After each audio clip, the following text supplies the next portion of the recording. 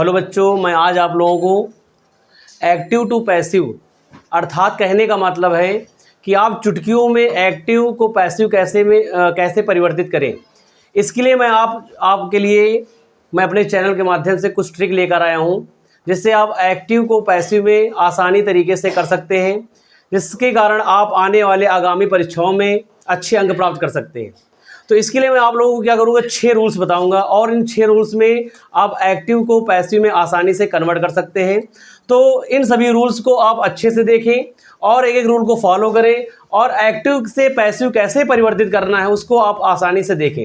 जैसे पहला हमारा रूल क्या होता है, सबसे पहला रूल समझना कि एक्टिव को पैसिव में चेंज करने के लिए सबसे पहला रूल होता है कि अगर किसी वाक्य में, जैसे कोई वाक्य दिया हो कि जब किसी वाक्य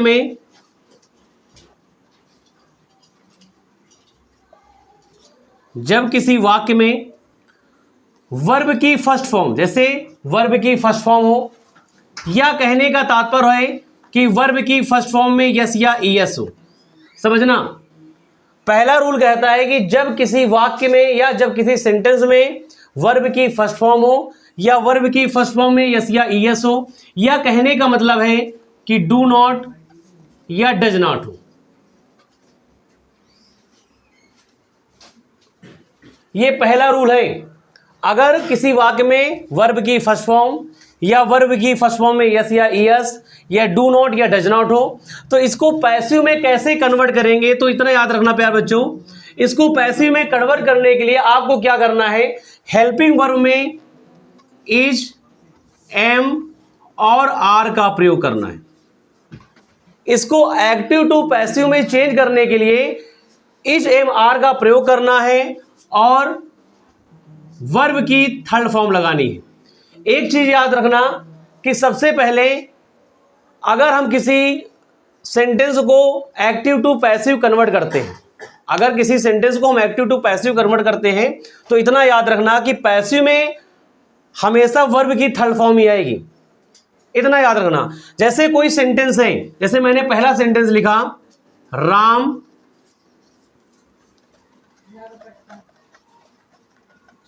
कुक्स द फूड। जैसे पहला सेंटेंस है राम कुक्स द फूड। अब इसमें देखो पहला रूल जो हमने बताया था, इसमें वर्ब को छांटना होता है। तो वर्ब क्या है, कुक। कुक का मतलब होता है पकाना। तो यहां पर कुक है तो इसमें क्या है, ये वर्ब है और वर्ब में क्या है, यस या ईएस आया है। तो इतना समझ लेना कि पहले जो हमारा पहला रूल था कि अगर किसी वाक्य में वर्ब की फर्स्ट फॉर्म या वर्ब की फर्स्ट फॉर्म में यस या ईएस या डू नॉट या डज नॉट हो तो उसको जब पैसिव में चेंज करते हैं तो हेल्पिंग वर्ब के रूप में इज, एम, आर का प्रयोग करते हैं। आप लोगों को इतना पता होगा कि इज का प्रयोग कहां पर होता है, एम का प्रयोग कहां पर होता है, आर का प्रयोग कहां होता है। तो इज का प्रयोग होता है ही, सी, इट, नेम अर्थात सिंगुलर सब्जेक्ट के साथ। एम का प्रयोग आई के साथ होता है और आर का प्रयोग होता है प्लूरल सब्जेक्टों के साथ। ठीक, तो इसके लिए जैसे हमारा स्ट्रक्चर क्या होता है कि राम सब्जेक्ट है, ये वर्ब है और हमारा ऑब्जेक्ट है। इतना याद रखना कि जब पैसिव में हम किसी सेंटेंस को चेंज करते हैं तो उसका स्ट्रक्चर क्या होता है, स्ट्रक्चर क्या होता है, सबसे पहले हम लिखते हैं ऑब्जेक्ट को। सबसे पहले किसको लिखते हैं, ऑब्जेक्ट को। उसके बाद हमको क्या लिखना है, हेल्पिंग वर्ब लिखना है।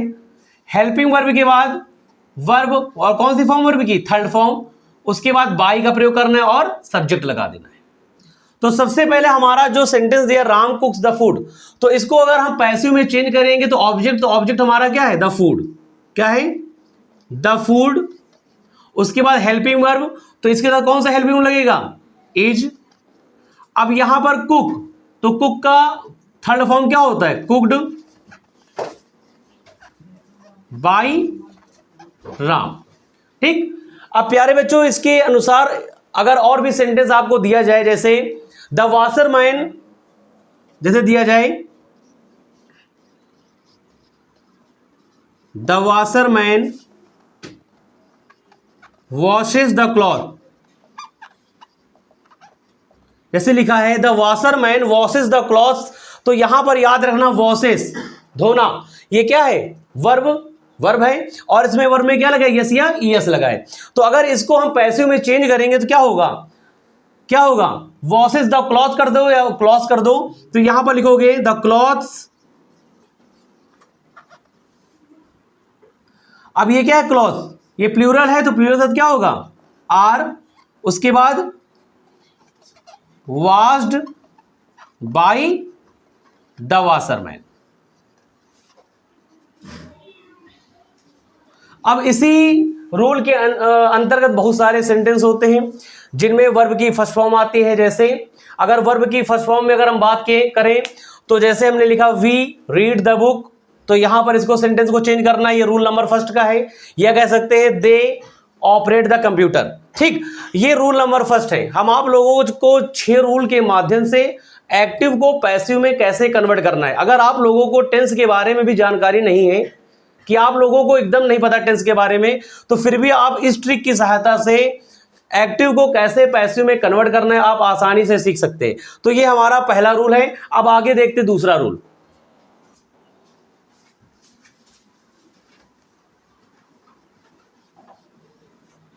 जैसे रूल नंबर दूसरा क्या कहता है कि जब किसी सेंटेंस में या जब किसी वाक्य में, कोई भी कुछ भी कह सकते हो, कि जब किसी वाक्य में क्या हो, वर्ब की सेकेंड फॉर्म, जब किसी वाक्य में वर्ब की सेकेंड फॉर्म हो या डिड नॉट हो। प्यारे बच्चों इतना याद रखना कि अगर जब किसी वाक्य में वर्ब की क्या हो, सेकेंड फॉर्म हो या डिड नॉट हो, तो इसे जब हम पैसिव में चेंज करते हैं, तो पैसिव में हम हेल्पिंग वर्ब के रूप में 2 चीज लेते हैं, वाज और वेयर। तो इतना याद रखना, वाज का प्रयोग कहां करते हैं, वाज का प्रयोग हम सिंगुलर सब्जेक्टों के साथ करते हैं। सिंगुलर कौन से होते हैं, जैसे ही, सी, इट या नेम। और वेयर का प्रयोग कहां करते हैं, आई, वी, यू और दे के साथ। तो इतना याद रखना कि अगर किसी वाक्य में वर्ब की सेकेंड फॉर्म हो या डिड नॉट का प्रयोग किया गया हो, तो उसको हम जब पैसिव में कन्वर्ट करेंगे, तो पैसिव में कन्वर्ट करने के पश्चात आपको याद रखना कि हम हेल्पिंग वर्ब के रूप में वाज और वर का प्रयोग करेंगे। और हम बार बार आपको बताना चाहते हैं कि हमेशा पैसिव में वर्ब की थर्ड फॉर्म लगती है। जैसे इसके अनुसार अगर हम कोई सेंटेंस लें तो हम लेंगे Radha at the food, Radha at the food. तो यहां पर एट, ये एट किसका सेकेंड फॉर्म होता है, ईट का। तो हमने बताया था कि अगर किसी भी वाक्य में वर्ब की सेकेंड फॉर्म आ जाए तो सेकेंड फॉर्म है एट। अब इसको हमको चेंज करना है, किसमें, पैसिव में चेंज करना है। तो हमको पता है पैसिव में चेंज करने के लिए सबसे पहले क्या करते हैं, ऑब्जेक्ट। तो ऑब्जेक्ट हमारा क्या है, द फूड, क्या है, द फूड। उसके बाद हेल्पिंग वर्ब क्या लगेगा, वाज, ठीक। उसके बाद ईट का थर्ड फॉर्म क्या होता है, ईटेन, और बाय राधा, ठीक।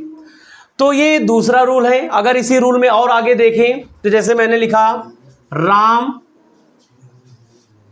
Did not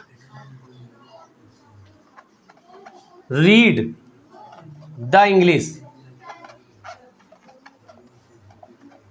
Ram did not read the English. तो अगर इसको हमको चेंज करना है तो क्या होगा, the English, English, the English. उसके बाद क्या होगा, वॉज नॉट। रीड का जो थर्ड फॉर्म होता है वो बोलने में तो अलग लगता है लेकिन होता है वही है, स्पेलिंग वही होता है, जिसको कहते हैं रेड, बाय राम। तो ये हमारा क्या दूसरा नियम है। अब बढ़ते हैं आगे वीडियो की ओर। रूल कौन सा, थर्ड रूल।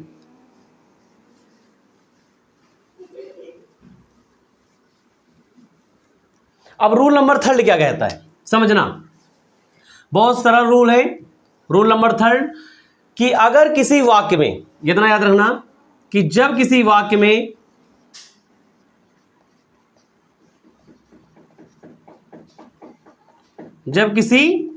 में क्या हो, इज, एम, आर, वाज या वेर हो।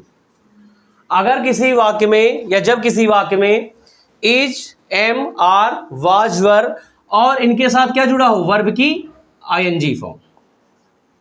अगर ये है तो इसको पैसिव में जब चेंज करेंगे ना तो इसके हेल्पिंग वर्ब में नो चेंज, इसके हेल्पिंग वर्ब में नो चेंज, मतलब इसके सहायक क्रिया में कोई परिवर्तन नहीं होता है।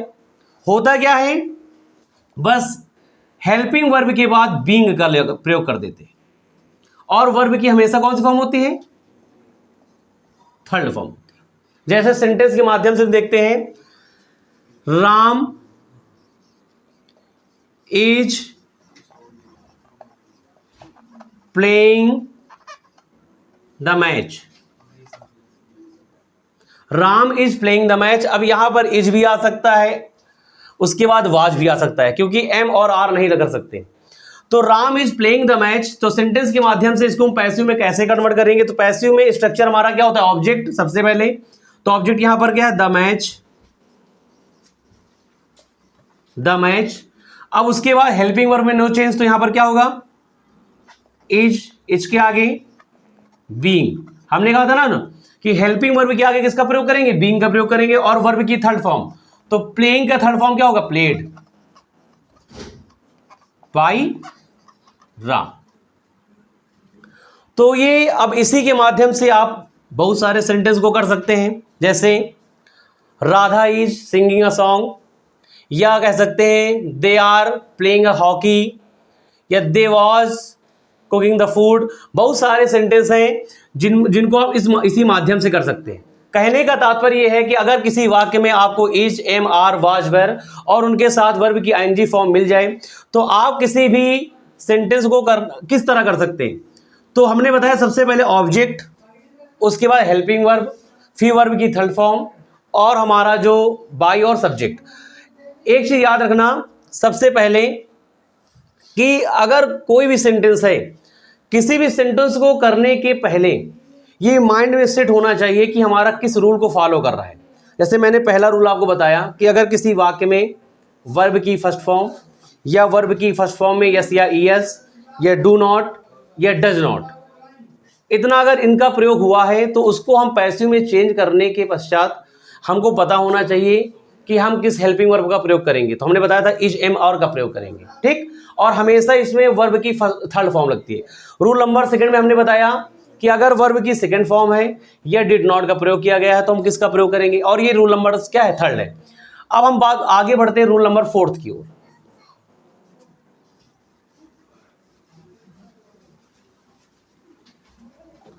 रूल नंबर फोर्थ क्या है, फोर्थ रूल नंबर है कि जब किसी वाक्य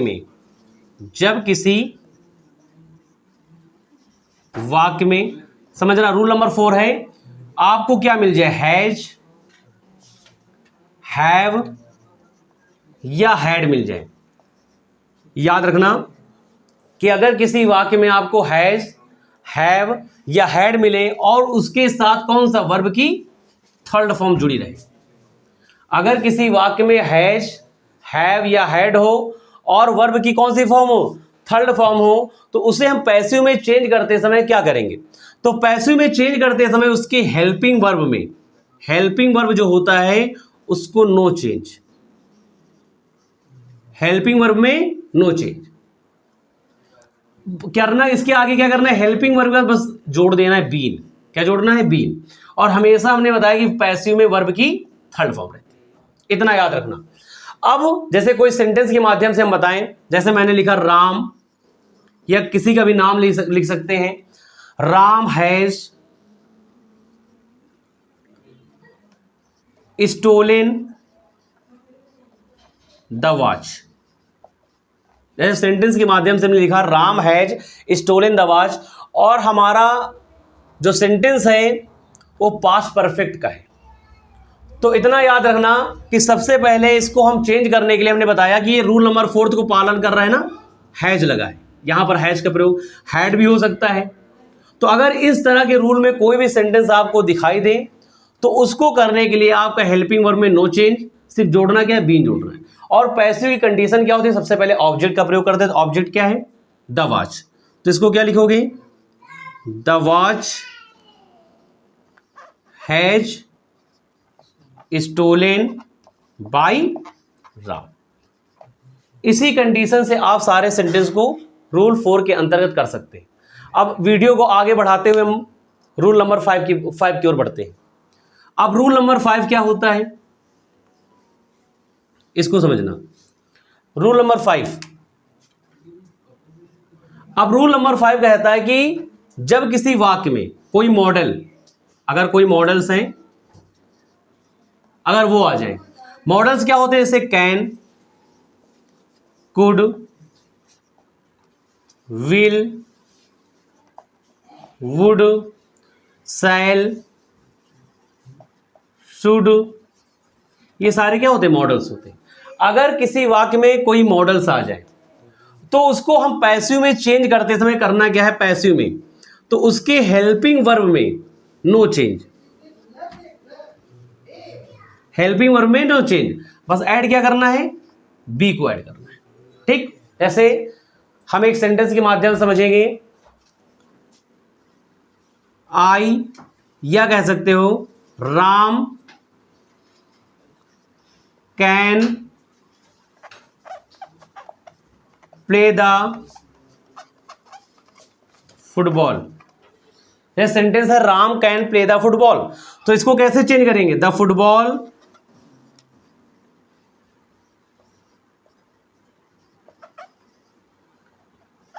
can be played by Ram. अगर कोई भी सेंटेंस मॉडल के अंतर्गत आ रहे हैं तो आप उनको करने के लिए सबसे पहले क्या करेंगे, हमने आपको बताया कि इस तरह के सेंटेंस में हेल्पिंग वर्ब में कोई चेंज नहीं होता है, बस होता क्या है उसके आगे बी का प्रयोग कर देते हैं। अब अगर कोई भी सेंटेंस आपको मॉडल्स के अंतर्गत दिया जाता है तो उसको करने के लिए सबसे पहले आपको स्ट्रक्चर हमेशा याद होना चाहिए, पैसिव वॉइस का स्ट्रक्चर क्या होता है। तो पैसिव वॉइस का हमेशा हमने स्ट्रक्चर बताया, ऑब्जेक्ट होता है, सबसे पहले ऑब्जेक्ट लिखते हैं, फिर हेल्पिंग वर्ब आता है, फिर वर्ब की थर्ड फॉर्म आती है, फिर बाई आता है और उसके बाद सब्जेक्ट आता है। अब रूल नंबर 6 की ओर हम बढ़ते हैं। रूल नंबर 6 क्या होता है, रूल नंबर 6 जो सबसे ज़्यादा पेपर में आते हैं, बोर्ड पेपर में, जैसे उसको अपने वॉइस के माध्यम से बताना चाहूँगा कि रूल नंबर 6 क्या है। रूल नंबर 6 में हम आपको बताएंगे, जैसे कुछ सेंटेंस होते हैं कि एडवाइस वाले होते हैं, रिक्वेस्ट वाले होते हैं, या कमांड वाले होते हैं, सजेशन वाले होते हैं। इस तरह के सेंटेंस को, जैसे मैंने लिखा कि लव योर कंट्री, या मैंने लिखा कि कम हेयर, या मैंने लिखा ओपन द डोर, या लिखा क्लोज द विंडो, इस तरह के सेंटेंस को हम किसके माध्यम से कर सकते हैं। तो हमने बताया कि जैसे मैंने लिखा कि ओपन द डोर, मैंने कहा ओपन द डोर। एक देखो, एक सेंटेंस है please open the door, please open the door, और एक होता है ओपन द डोर। देखो, इस सेंटेंस को करने के दो तरीके होते हैं। पहला, प्लीज ओपन द डोर, तो इसमें प्लीज का मतलब होता है कि हम आपसे रिक्वेस्ट कर रहे हैं, प्लीज का मतलब होता है हम आपसे क्या कर रहे हैं, रिक्वेस्ट कर रहे हैं। और ओपन द डोर इसका मतलब है हम आपको ऑर्डर दे रहे हैं। अगर रिक्वेस्ट वाले क्वेश्चन पूछे जाएं, या ऑर्डर वाले पूछे जाएं, या एडवाइस वाले पूछे जाएं, या सजेशन वाले पूछे जाएं, या कमांड वाले पूछे जाएं, तो इस तरह के सेंटेंस को करने के लिए सबसे सिंपल तरीका है कि आप लोग क्या करेंगे, जैसे मैंने लिखा प्लीज ओपन द डोर, तो आप लोग को करना क्या है कि प्लीज का मतलब हम रिक्वेस्ट कर रहे हैं, तो आपको करना है यू आर रिक्वेस्टेड टू, बाकी सेंटेंस को उतार देना ओपन द डोर। अगर तरीका दूसरा क्या है, तरीका दूसरा लेट से करने के लिए, तो क्या होगा, let the door be open, जैसे है ओपन द डोर को हम क्या कर सकते हैं, let the door B opened. ठीक, तो सबसे पहले इतना याद रखना